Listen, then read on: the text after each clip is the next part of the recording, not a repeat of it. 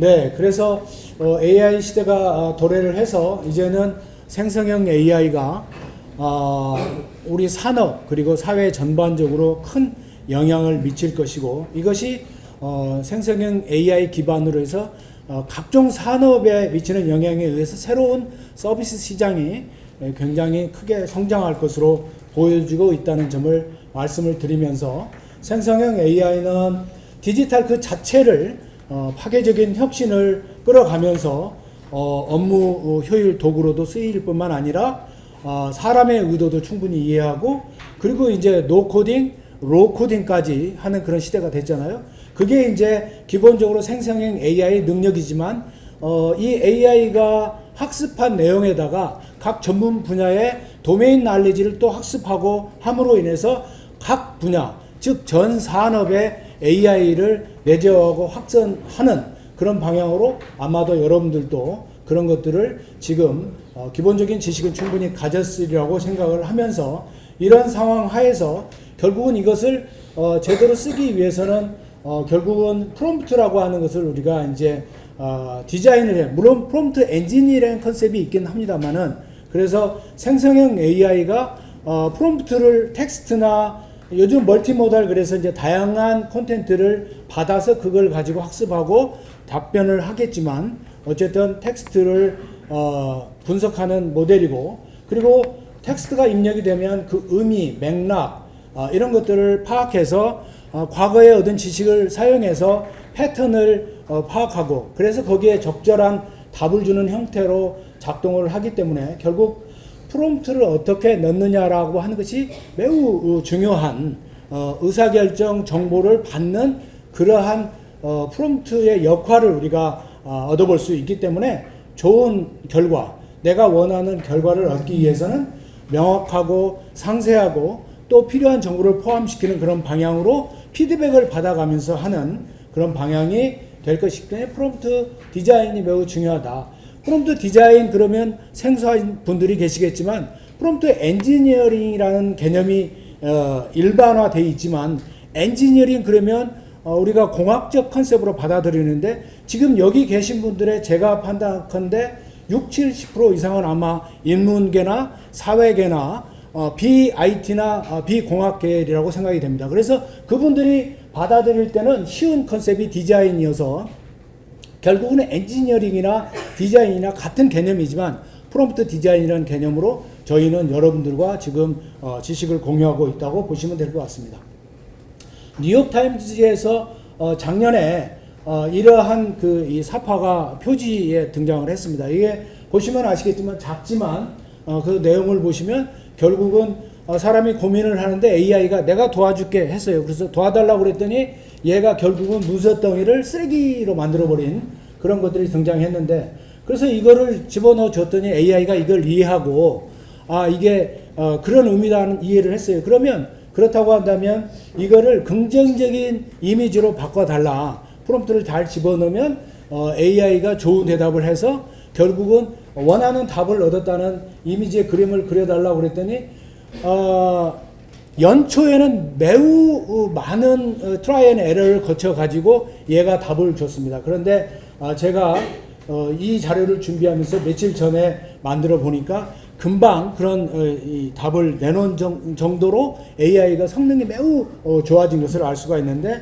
그럼에도 불구하고 잘 이렇게 쉽게 우리가 4컷짜리 만화를 보는 것처럼 보이지가 않았습니다. 그래서 다시 첫 것은 사용자에게 주어진 문제 해결을 고민하는 사용자, 두 번째는 AI가 내가 도와줄까 하는 것, 세 번째는 AI가 프롬프트를 디자인하는 모습, 네 번째는 문제 해결을 AI가 줘서 좋아하는 모습을 그려달라고 그러더니 거기다 번호를 붙여달라고 그러더니 이렇게 그려졌거든요. 그러니까 프롬프트가 굉장히 얼마나 잘 정교하게 잘 질문을 해주고 답변을 해주냐에 따라서 결국은 결과가 좋다라고 하는 점을 우리가 알고 있기 때문에 프롬프트 디자인이 매우 중요하다는 점을 말씀을 드리고자 합니다.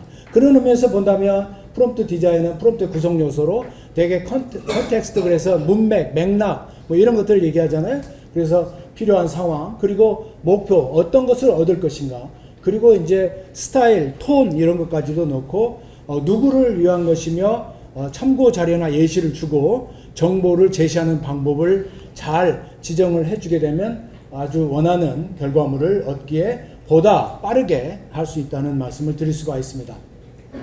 또 하나는 이제 우리가 파라미터, 즉 매개 변수를 프롬프트 안에 추가를 해주게 되면 그게 굉장히 좋은 결과물을 또 보내주는 것을 볼 수가 있는데, 여기에 이제 파라미터가 10여 가지가 있습니다. 이 중에서 예를 들어서 세팅을 했습니다. 그럼 배경이 되는 상황을 세팅을 해주게 되는데, 바닷가 해변이라고 하는 것을 세팅을 해주게 되면 바닷가를 그려주게 되는데, 예를 들어서 업무에 집중하는 직장인을 그려주세요. 그러면 이런 그림을 그려주죠.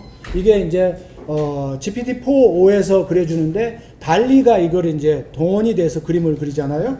그런데 여기에다가 창의력을 발휘할 수 있는 업무 환경 속에서 편한 복장으로 업무를 열중하는 직장을 그려주는데, 세팅, 바닷가 비치 이렇게 해주니까 이게 그림이 달라지는 것을 볼 수 있거든요. 그래서 바로 여기서 파라미터를 포함시키면 어떻게 이게 내용이 좋아지는지를 우리가 확인해 볼 수 있다라고 하는 말씀을 드릴 수가 있고요.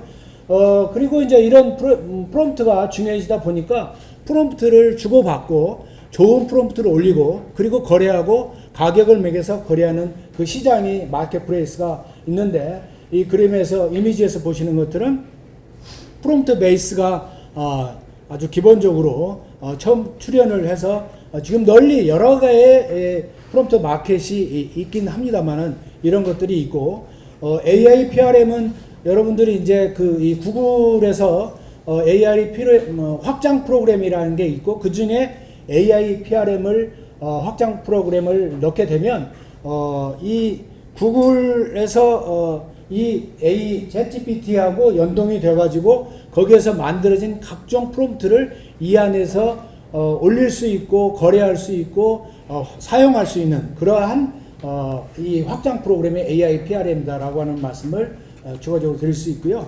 방금 말씀드린 확장 프로그램이 구글에 아마 사용해 보신 분들은 잘 아시겠지만 혹시 이제 모르신 분들도 있다는 생각에서 설명을 추가적으로 이제 드리고자 하는 것이죠.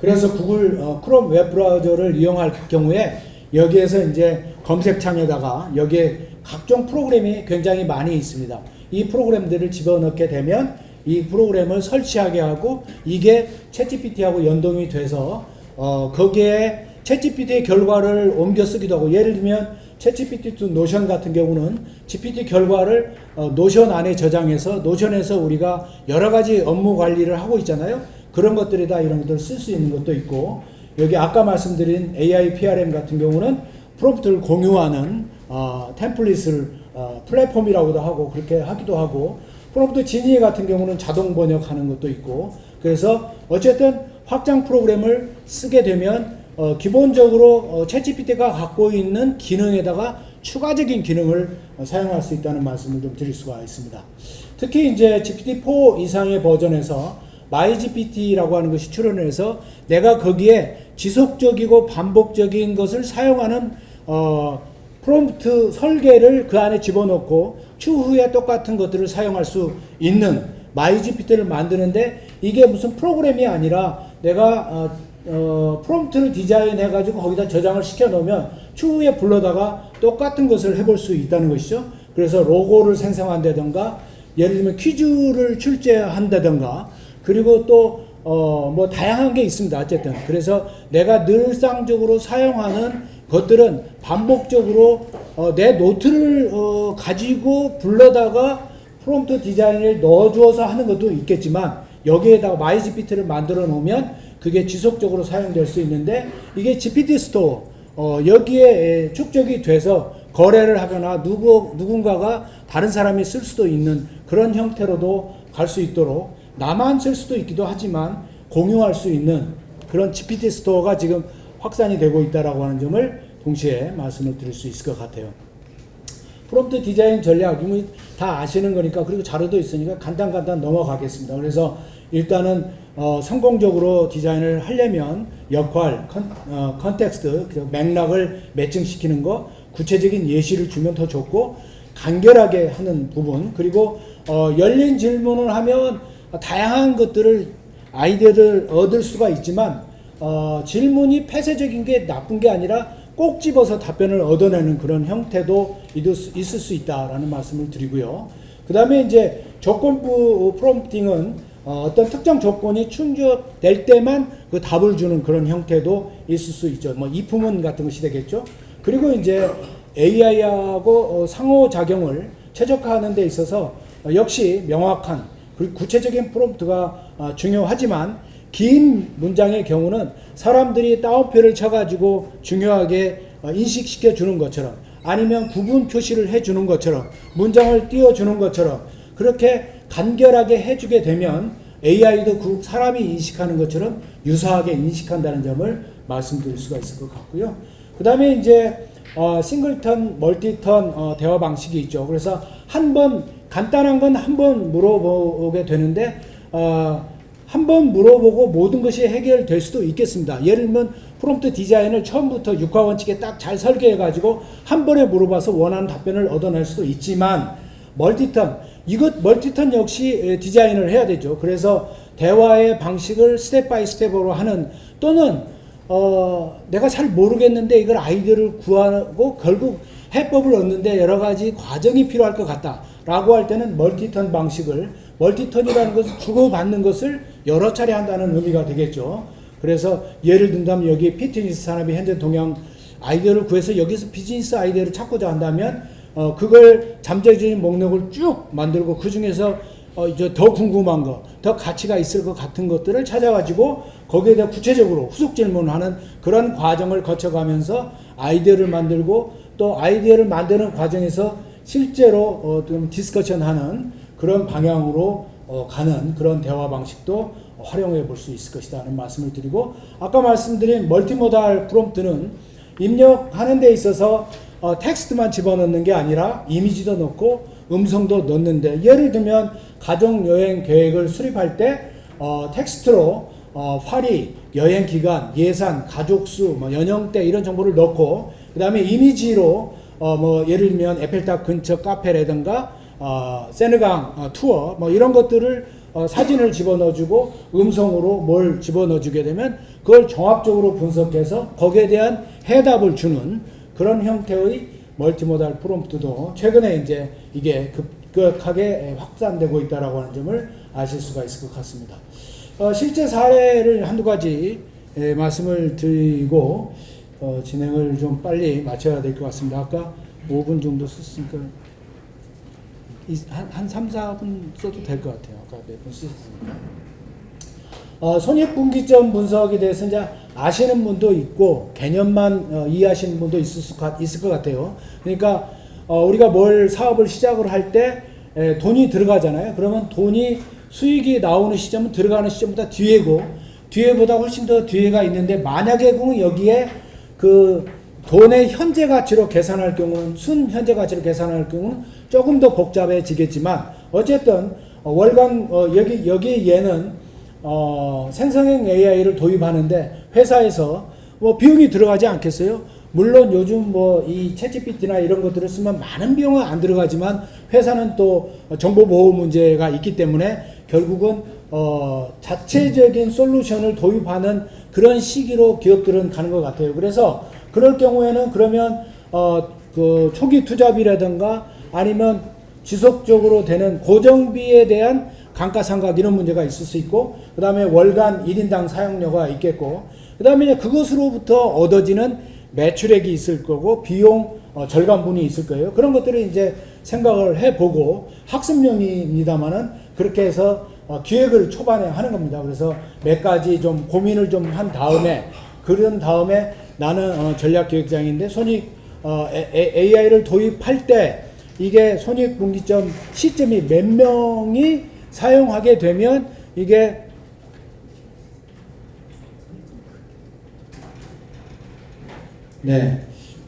좀 붙여서 말씀드리겠습니다. 이게 그 몇 명이 사용을 하게 되면 이 손익분기점을 도달해서 손익분기점이라고 하는 것은 들어가는 비용 대비 수익이 제로가 되는 점이죠. 그 점을 넘어서게 되면 그 다음부터는 수익이 발생되겠죠. 뭐든지 투자를 하게 되면 이익이 나야 되잖아요. 그래서 수익과 비용을 결국은 비교해서 제로가 되는 점, 그 점 이상의 것을 팔거나 사용을 하거나 그렇게 되면 결국은 이익이 발생되기 때문에 그 점을 알려달라라고 했습니다. 그래서 산출 과정도 해달라고 하니까 결국은 이렇게 이제 쭉 분석을 해줍니다. 지금 AI가 굉장히 성능이 좋아졌습니다. 이전에 비해서. 그래가지고 이전에는 여러 트라이 앤 에러도 했고요. 손익분기점 분석이라고 하는 것은 비용 절감 추정이라든가 이런 게 없었기 때문에 굉장히 이게 오류가 나더라고요. 초반에. 오류가 AI는 오류를 낼 수 있다는 가정을 꼭 하셔야 되고, 그래서 AI가 내놓은 결과를 검증하는 작업을 반드시 해야 된다는 말씀을 드리고자 합니다. 그래서 지금은 굉장히 성능이 좋아졌기 때문에 오류 가능성이 많이 줄어들었죠. 어쨌든 이렇게 나오는데, 그러면 산출된 손익분기점이 결국 50명 정도가 넘으면 된다라고 나왔습니다. 방금 주어진 자료에 의해서. 그러면 그것에 의해서 손익분기점 인원수를 토대로 도입에 관한 의사결정 정보를 정리해달라, 전략을 좀 짜달라 이렇게 얘기를 하게 되면 거기에서 의사결정 권장사항 해가지고 몇 가지 제안사항을 해주게 되는데, 이걸 참고해서 GPT 도입의 어떤 방법을 더 훨씬 비용을 절감하면서 수익성을 높일 수 있도록 하는 방향성을 잡을 수 있다는 말씀을 드릴 수가 있고요. 그 다음에 이제 또 하나 사례는 이제 선호 와인 제품을 연령대별로 맞춤형 마케팅 방안을 좀 찾고자 한다. 그래서 지금 목적으로는 연령대별 와인 추천 마케팅 전략을 고도화하고, 맥락은 연령대별로 와인 기호가 다른데 그걸 조사를 했다. 그래서 맞춤형 와인 추천이 필요하다. 그건 당신은 와인 마케팅 팀장이다 라고 역할을 주는 거죠. AI한테. 그렇게 해가지고 와인 유형을 찾고 홍보 방안을 도출해라. 그걸 결과물로 세 개의 속성을 표를 정리해주고 추천 유형을 주고 매체별로 홍보할 방안을 달라. 그래서 이걸 던져줬습니다. 던져줬더니 연령대별 와인 선호 숙성에 대해서 선호 속성, 선호한 그 특징이죠. 이런 것들을 1, 2, 3 순위로 보여주게 되고요. 그렇다고 한다면 그 세 개의 속성을 담는 와인의 유형을 하나씩 정리해달라고 그랬더니 20대부터 60대까지 쭉 정리를 해주고, 그러면 그거를 홍보하기 위한 매체를 선정해줘요. 매체가 SNS도 있고 잡지도 있고 굉장히 다양하잖아요. 연령대별로 특징이 다르기 때문에 그거에 대한 매체를 선별해주고 적합한 홍보 문안을 주는 방식으로 바뀌는 것을 볼 수가 있다라고 볼 수가 있습니다.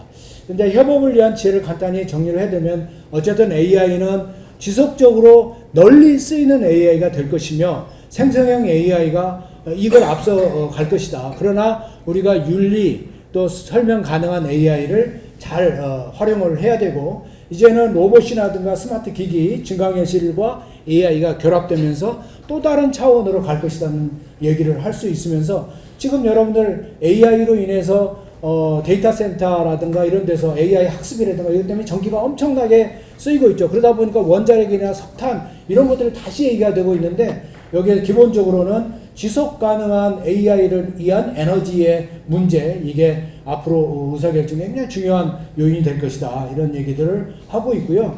또 영국의 작가인 니나 시크는 3년, 2년 이내에 이런 생성형 AI로 의한 컨텐츠가 급격히 증가를 할 것이며, 2025년에는 인터넷에 돌아다니는 콘텐츠의 90% 이상이 AI가 만든 작품이 될 것이다.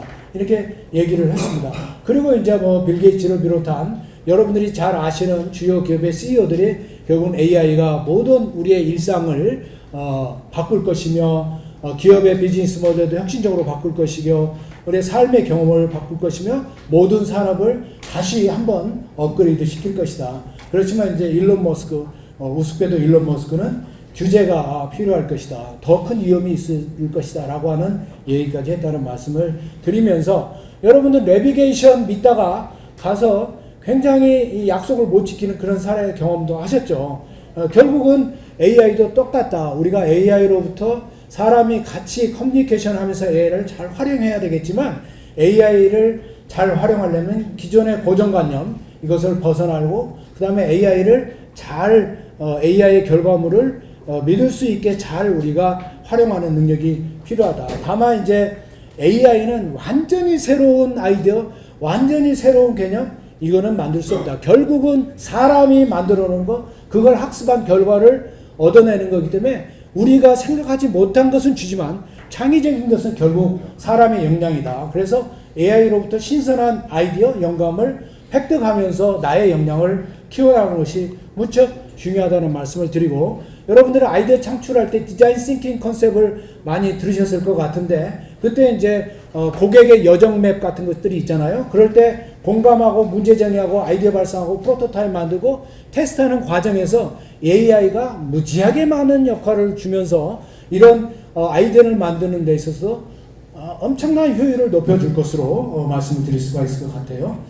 그리고 어쩌면 AI가 굉장히 좋아지다 보니까 이제 오늘 프롬프트 디자인 필요 없다, 이런 얘기를 종종 하시는 분이 있는데, 저는 단호히 그 의견에 반대하는 입장입니다. 어린아이와 도메인 날레지를 갖고 있는 전문가하고는 굉장히 질적으로 다른 AI의 활용 능력을 보여줄 것이고, 결국은 AI로부터 굉장한 좋은 것을 얻어서 여러분들의 역량을 달리할 것이다. 궁극적으로는 도메인 날레지가 중요하다. 여기 계신 모든 분들이 각 분야의 프롬프트 디자이너의 고급 디자이너가 되실 것으로 저는 생각을 합니다. 그건 결국 프롬프트를 어떻게 잘 설계할 것인가를 여러분의 도메인 날리지하고 접목하면서 될 것이다. 그렇기 때문에 우리 삶의 경험, 여러분들의 업무에서 경험, 이것이 더없이 중요하다는 말씀을 드리고, 그러려면 앞에서 말씀드린 여러 가지를 잘 여러분들이 소화해야 되겠지만, 특히 학습과 체험하면서 AI하고 계속 가까워지는 것이 필요하고, 자기만의 프롬프트 디자인 노트, 이것을 가져가시는 것이 중요하다는 말씀을 드리면서 끝내겠습니다. 감사합니다.